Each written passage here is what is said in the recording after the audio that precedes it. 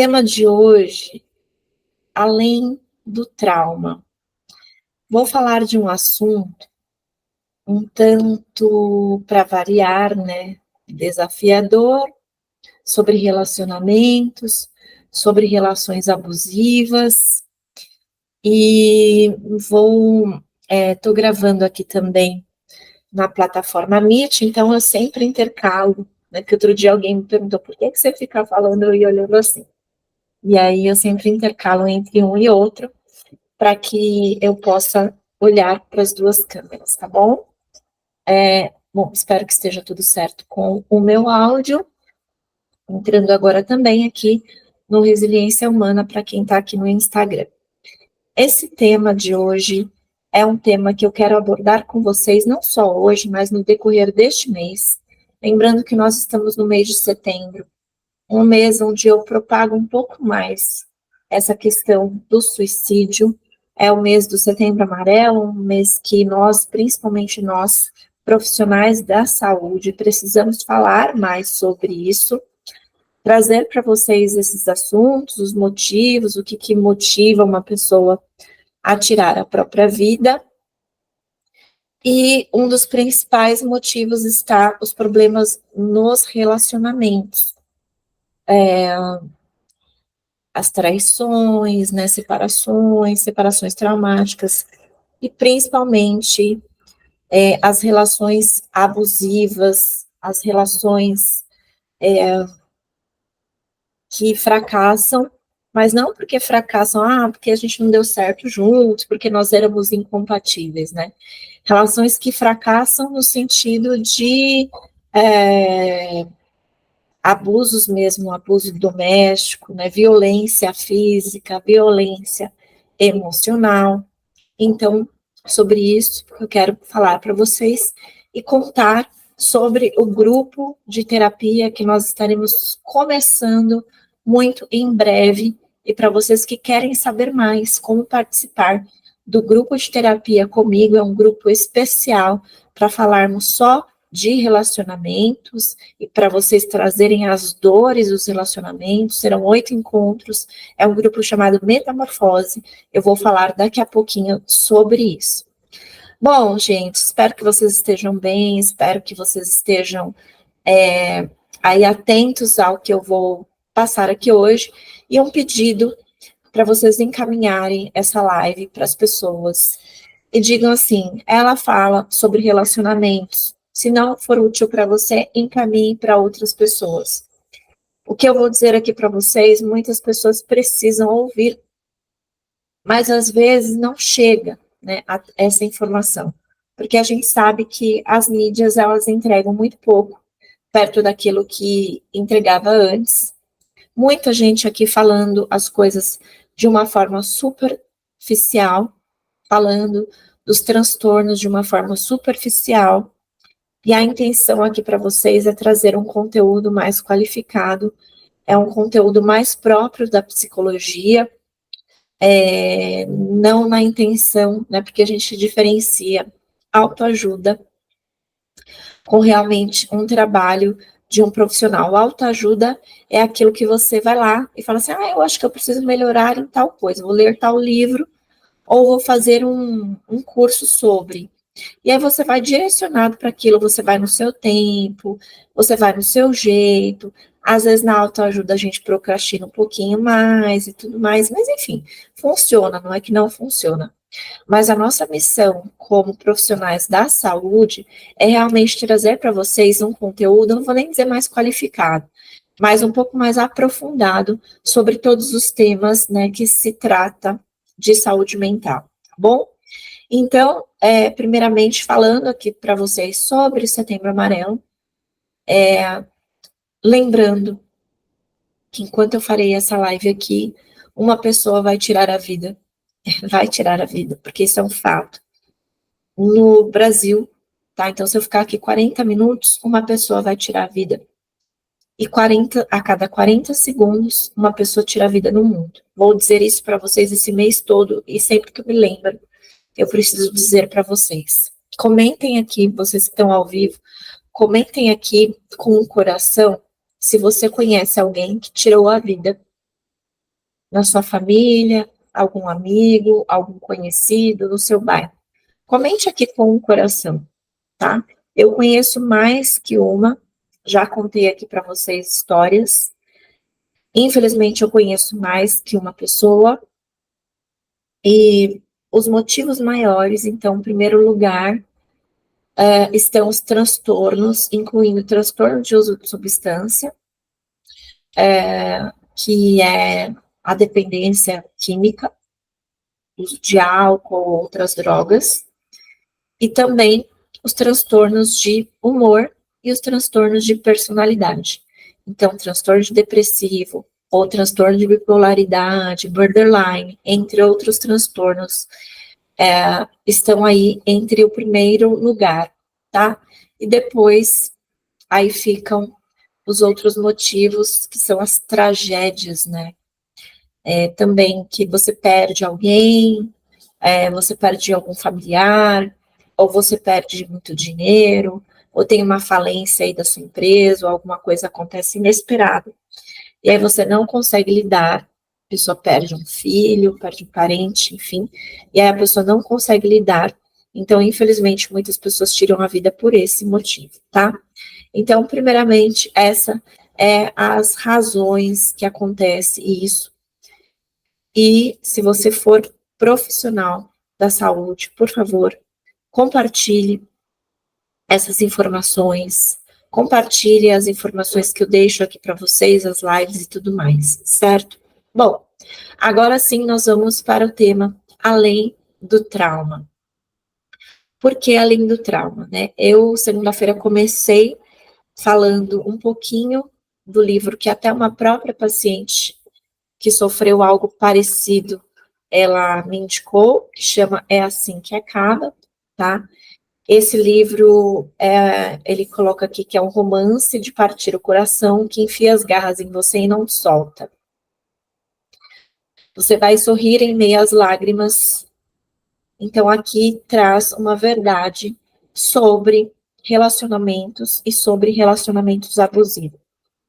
A autora, ela escreve depois de pedir permissão para a mãe, porque uma parte da história ela começa contando a partir da própria história dela, que é quando o pai tem uma cena, né, para quem viu o filme, que é quando o pai tem uma cena de violência muito pesada aí com a mãe. Então, eu vou dar um spoiler aqui que ela fala, recomenda-se ler somente essa parte depois de terminar o livro. A lembrança da minha vida é quando eu tinha 2 anos e meio. Não havia porta em meu quarto, mas um lençol pregado em cima do batente. Eu me lembro de escutar meu pai gritando. Então espiei de trás do lençol, bem no instante que ele pegou a televisão e a jogou em minha mãe, derrubando-a no chão. Ela se divorciou antes de eu completar 3 anos. Depois disso, toda a lembrança que tenho do meu pai é boa. Ela nunca perdeu a cabeça comigo ou com as minhas irmãs, apesar de ter feito isso tantas vezes com a minha mãe. Eu sabia que seu casamento era violento, mas minha mãe jamais falou sobre esse assunto. Conversar sobre isso seria o mesmo que falar mal do meu pai, algo que ela nunca fez.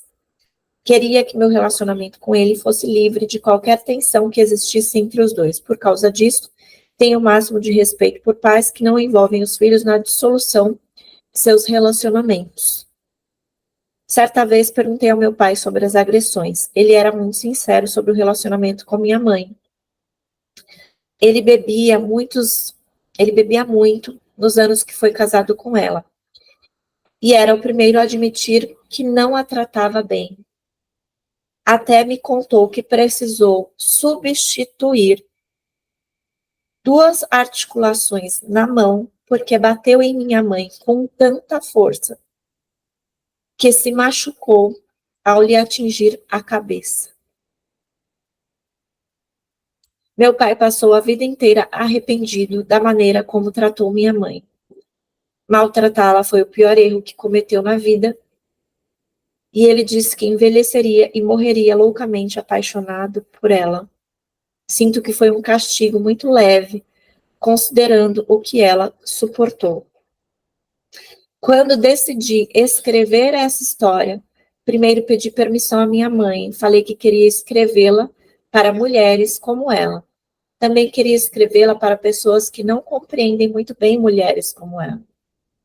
Eu era uma dessas. A mãe que eu conheço não é fraca, não é alguém que consideraria perdoar um homem que a tratou mal em diversas ocasiões. Porém, enquanto eu escrevia este livro e entrava na mente de Lily, personagem, logo percebi que as coisas não são tão simples quanto parecem. Em mais de uma ocasião, quis mudar o enredo enquanto escrevia o livro. Eu não queria que Riley fosse quem ele seria, porque me apaixonei por ele nos primeiros capítulos. Assim como Lily. Assim como minha mãe se apaixonou por meu pai. O primeiro incidente que Riley e Lily na cozinha, o primeiro incidente entre Riley e Lily na cozinha foi o que aconteceu na primeira vez que meu pai bateu em minha mãe. Ela estava preparando um ensopado e ele tinha bebido. Então, tirou o ensopado do forno sem usar a luva. Ela achou engraçado e riu. De repente, ele a atingiu com tanta força que ela voou para o outro lado da cozinha. Então, eu estou lendo aqui só um trechinho para vocês, porque eu quero falar o que tem além do trauma, certo? Então, situações como essa, violência doméstica, violências de forma física ou de forma emocional, quando uma pessoa vive num relacionamento abusivo, acontecem muitas coisas por trás, por isso que eu coloquei esse tema aqui, por trás, além do trauma, na verdade, né? Que é quando você entende as consequências de viver um relacionamento abusivo. Palavra hoje, tanto usada por aqui. Mas nós, profissionais da saúde, precisamos olhar o que tem por trás disso, por trás do abuso, explorando múltiplas camadas desse impacto na vida de uma pessoa. Então, por exemplo, um trauma, ele traz, sim, um impacto imediato, né, que diretamente você tem ali o medo, a dor física, o sofrimento, que não é apenas emocional, certo? Mas ali é só o começo. As consequências imediatas, que podem incluir, sim, uma lesão, crises de pânico, né, uma quebra de confiança. Mas a longo prazo, além do impacto inicial, você tem ali efeitos mais duradouros, minimamente como um transtorno de ansiedade, um transtorno de depressão, um transtorno de estresse pós-traumático, certo? Uma ansiedade mais crônica ali, e dificuldade de estabelecer outras relações saudáveis. Inclui-se nessas relações relacionamentos com amigos, relacionamentos com parceiros de trabalho, outros relacionamentos, certo? O que nós na psicologia chamamos de um impacto multifacetado, que é algo que envolve além, né, esse abuso, ele pode se desintegrar, desintegrando a sua autoestima, levando a um ciclo de culpa, vergonha, levando a uma dependência emocional, onde você também tem ali tentando uma tentativa de racionalizar o abuso para lidar com aquilo que nós chamamos de dissonância cognitiva, tá? Então, o que é racionalizar o abuso? Aquilo que eu sinto é muito distante do que eu entendo que é real, que é ideal, na verdade. Então, eu tento fazer o quê? Uma dissonância ali, uma reparação, para falar assim, não foi tão profundo assim, não vai ser sempre assim, essa pessoa vai mudando com o tempo. Então, eu vou criando dentro da minha mente possibilidade de enxergar isso de uma outra forma. que é o que a maioria das pessoas fazem. Ah, mas no livro, ah, mas no filme, ah, mas ele batia todos os dias. Ah, mas aqui tem discussões porque eu sou uma pessoa explosiva também.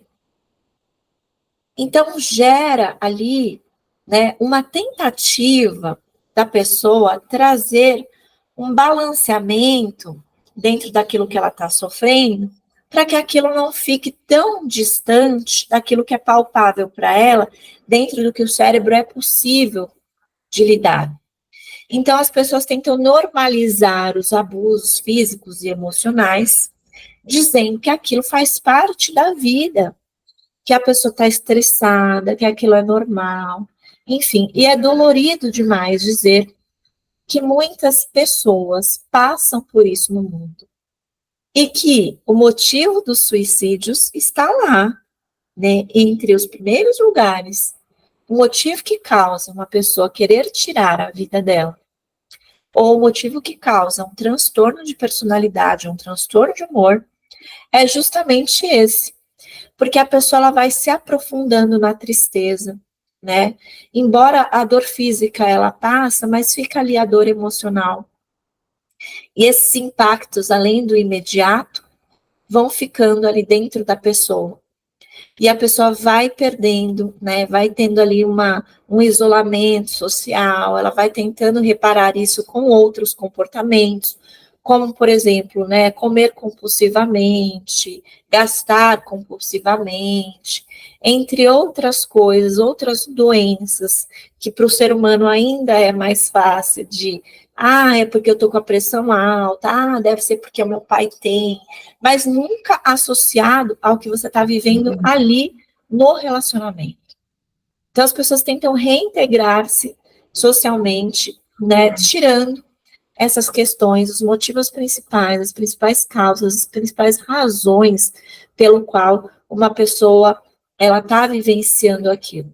Então, é um grande desafio para muitas pessoas no mundo lidarem com essa sensação, né, de que eu estou num relacionamento onde eu estou sendo desrespeitada, ou eu vivi um relacionamento que me machucou demais e para recomeçar está muito difícil, porque me quebrou por dentro, que é o que as pessoas dizem. Muitas pessoas começam um trabalho de terapia e acabam desistindo e voltam para aquela zona de conforto, certo? E voltam para aquele ciclo de reforço, porque o cérebro ele propõe isso. Em muitos casos, se é uma pessoa abusadora ali, ela alterna entre períodos, que é o caso dessa história, que o abusador, ele alterna, né, entre períodos onde ele trata muito mal e depois ele trata muito bem, pedindo perdão e fazendo coisas do qual ele até então não tinha feito. E aí as pessoas, elas associam, quanto mais grave for o que a pessoa fez, mais fácil vai ser agora dela reconhecer que ela errou. Então, por exemplo, né, ele atirar uma panela quente, né, e atirar uma coisa na mãe ali, foi uma tragédia. Então, logo, ele vai sacar que essa tragédia foi impactante demais. Logo, ele vai perceber que ele está descontrolado. Logo, ele vai perceber que ele precisa mudar. Mas, infelizmente, para o agressor, não é assim que funciona. Porque também por trás desse comportamento tem lá uma doença estabelecida. No caso do livro, tinha o transtorno de uso de substância, mas tinham outras coisas também.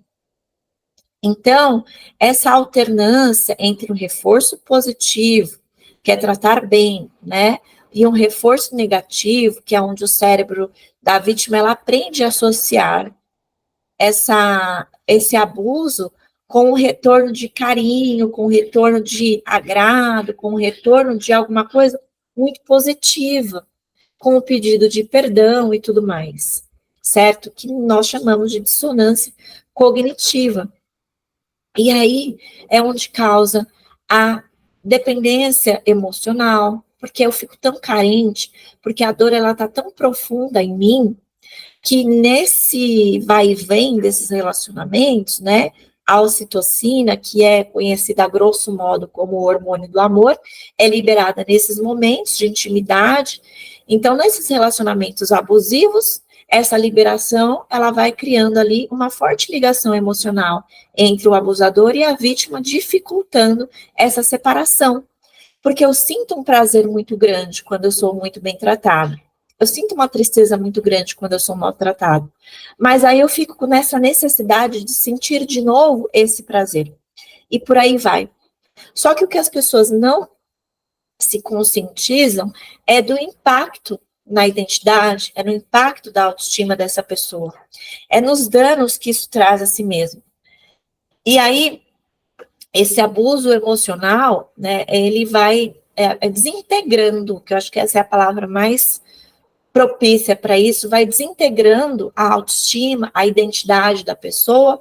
Então, eu recebo aqui muitas mulheres que chegam aqui sem saber de fato quem elas são, o que de fato elas gostam, porque viveram num relacionamento abusivo de forma silenciosa, porque não perceberam o que ficou atrás, por trás desse trauma. Então, ela tem ali uma dependência química também no cérebro, né, porque o cérebro desenvolve essa necessidade de ficar recebendo aí essa substância, quando ela é bem tratada, certo? E aí ela tem essa alteração no sistema dela de o que é recompensa para ela, o que realmente gera prazer, certo? Então funciona, desregula ali o sistema dela de recompensa, que fica incentivando ela a buscar prazer, né? Evitando as dores, mas buscando prazer de forma disfuncional. Tá fazendo sentido isso para vocês? E aí, em relação ao relacionamento abusivo, a vítima ela começa a associar essas pequenas recompensas, como uma atençãozinha temporária ali do parceiro ou da parceira, como um alívio emocional. Na história, né, o filme conta que ela foi lá e viveu algo parecido com a mãe. Porque ela julgou. O filme começa com a mãe pedindo para ela, o pai morre, e a mãe pede para ela ir o, o velório ali, eles chamam um outro nome, fugiu agora, e falar 5 palavras, 5 coisas que ela achava bom no pai, cinco coisas que ela dava, que ela achava importante no pai. E ela vai e ela abre aquele papel, ela não consegue dizer uma coisa, porque ela não consegue lembrar de coisas boas do pai. Então, ela fica remoendo aquilo, né? Ela fica ali tentando entender por que ela não consegue, por que ela não sente, por que ela não tem na memória dela, por que ela não conseguiu dizer algo sobre o pai, por que a mãe sempre fingiu que nada acontecia nesse relacionamento, diferente do relacionamento da autora, porque da autora a mãe se separa, eles são pequenos, ela e as irmãs, mas no caso do filme é diferente. Então, ela fica remoendo aquilo, mas logo em seguida ela conhece um rapaz, justamente nesse período de fragilidade dela, por perder o pai, por decepcionar a mãe, e aí começa a se relacionar com esse rapaz. E ele logo, automaticamente, vai dando sinais para ela de que essa relação vai se repetir, de que esse abuso, né, de que esse comportamento que ela tem ali que a mãe teve com o pai está se repetindo. E ela também demora para conseguir ter atitudes, para aceitar isso, para regular isso dentro dela. Então, é desafiador, né? É impactante. Quando é uma pessoa famosa que chega aqui na rede social e resolve falar, ai, gente, eu estava num relacionamento abusivo, ela tem apoio de milhares e milhares de pessoas, ela tem profissionais querendo crescer também junto, oferecendo serviço e apoio gratuito, ela tem advogados a favor ali, à disposição. Mas quando é lá com a Joana, quando é lá com a Sônia, quando é lá com a Maria, que a Maria fala, vou me separar, não tenho para onde ir. O que a Maria recebe? A Maria recebe o quê? Desatenção julgamento, as pessoas dizendo para ela que por que você vai se separar, você já está velha para isso, não faz mais sentido para você. Então, cada vez mais as pessoas estão deixando, a gente acha que com as redes sociais as pessoas estão percebendo mais, mas pelo contrário. Porque é diferente a vida da Ana Hickman, por exemplo, da vida aqui da Paula, da vida da Sônia, da vida da Maria. Porque quando a gente fala disso, as pessoas julgam, as pessoas questionam, as pessoas não compreendem. Porque você não é nenhum famoso. Porque não vai ter um monte de gente te apoiando. Porque não vai ter um monte de gente abrindo portas para você. Porque você não vai encontrar o príncipe encantado logo em seguida. Porque não vai ter gente dizendo, vai, segue a vida, é isso mesmo. As pessoas até dizem, às vezes os amigos mais próximos, que sabem que você estava ali num relacionamento, mas no dia a dia que você vê se tem ou não o apoio dessas pessoas. E por isso, do grupo de terapia Metamorfose. E aí, você vai indicar para as pessoas que você conhece, que estão precisando desse apoio. Porque o grupo, ele tem a intenção dupla, né, de você não se sentir sozinho, de você receber esse apoio do grupo de pessoas que estão passando por algo parecido com você, anonimamente, né, porque nós não somos famosos, e também você vai ter ali uma profissional qualificada para te orientar, diferente de uma mentoria, que a gente tem lá uma coisa específica para tratar, vamos acelerar as vendas do marketing, ou motivacional, né, vamos parar de procrastinar e vencer os desafios. Aqui a gente vai alinhar o grupo, entender as dores de cada um e trazer expectativas, alinhar as expectativas, trazer técnicas da psicologia, mas com o cuidado de que cada um é uma pessoa. Então, porque numa mentoria você tem ali uma necessidade de seguir com o grupo, quem está atrasado, igual eu lá nas minhas pós-graduações, os meus trabalhos, quem está atrasado que se virem. Porque o professor ele precisa seguir ali com a matéria. Então, é diferente de um grupo de psicoterapia, de uma mentoria, tá? Então, a intenção aqui é olhar para vocês de forma individual, por isso um grupo pequeno, mas trabalhar o grupo com essa sensação de acolhimento, de apoio. Então, vocês que têm interesse, coloquem aqui para mim e preencham o formulário, ou então encaminhem essa live, encaminhem lá para as pessoas preencherem. O link está na bio da minha página no Instagram, para quem vai assistir depois aqui no YouTube. Preencham o formulário. Lá no formulário você vai responder as perguntas para eu ver se você está apto para participar do grupo. Por que apto para participar do grupo? Porque tem algumas questões que eu preciso verificar se você se enquadra neste perfil que eu estou colocando aqui, certo? Por exemplo, teve uma pessoa que preencheu, mas ela estava no relacionamento e não estava com interesse nenhum em se divorciar, mas ela queria ajuda com questões em relação à reconstrução do relacionamento dela. Não é um perfil para este grupo, aí já é um perfil para um grupo de reconstrução amorosa, que eu não sei nem se seria o caso ali, talvez ela ainda esteja na negação, pelo que ela descreveu do relacionamento, certo? Mas ela ainda está ali presa naquela crença de que a pessoa vai melhorar, de que a pessoa vai parar, certo? Então, não é essa a intenção. A intenção é de quem está numa relação abusiva, que já identificou isso, talvez esteja, assim, com dificuldades, mas que está buscando essa mudança, que está buscando essa transformação, que não está sabendo como, é que precisa de um apoio, não só de um profissional, mas de um grupo para fazer isso juntos. Por isso chama Metamorfose, tá bom? Queridos, foi um prazer estar aqui com vocês mais uma vez, e força para todos nós. Compartilhem esses conteúdos, principalmente os que eu vou postando sobre a campanha do Setembro Amarelo, e não esqueçam, então, de entender que, além do trauma imediato, tem as consequências que nós precisamos olhar para elas, e que nós precisamos cuidar dessas consequências aí. Fiquem com Deus, um ótimo dia, e até o nosso próximo encontro.